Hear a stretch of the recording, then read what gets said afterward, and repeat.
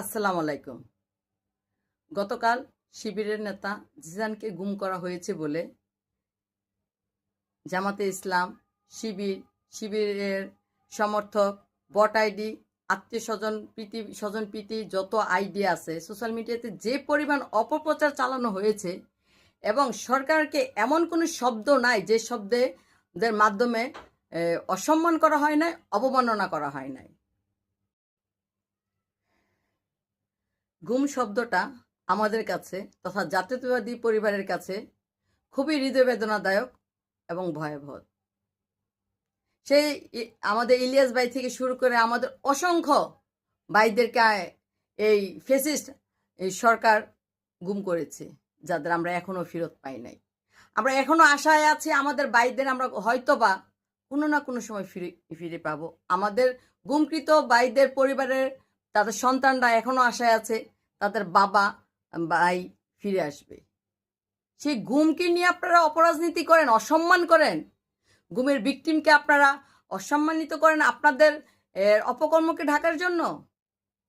জিসান কি গুম হয়েছিল? আচ্ছা, আজকে কি প্রমাণ হলো?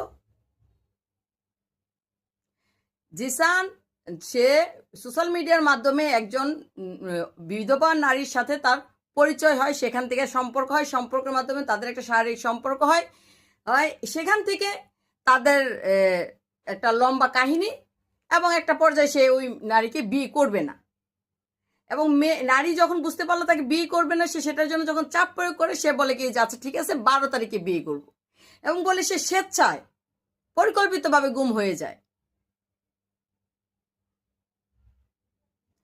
যখন জিসানকে খুঁজে পাওয়া যাচ্ছিল না তখন তার পরিবারের পক্ষ থেকেও থানায় জিডি করা হয় এবং ওই ভদ্র মহিলাও জিসানকে খুঁজে এবং ওনার এলাকার লোকজনের সহযোগিতায় কিন্তু জিসানকে খুঁজে পাওয়া যায়। তার মানে কি শিবির নেতা জিসান গুম হয়নি? আসলে এদের গুম হওয়ার প্রয়োজনও নাই। এরা গুম শব্দের অর্থটাকে অনুধাবনই করতে পারে না। এরা তাদের ন্যূনতম স্বার্থের জন্য অনেক বড় বড় শব্দকে লাঞ্ছিত করতে পারে, অপমানিত করতে পারে, অবাঞ্ছিত করতে পারে।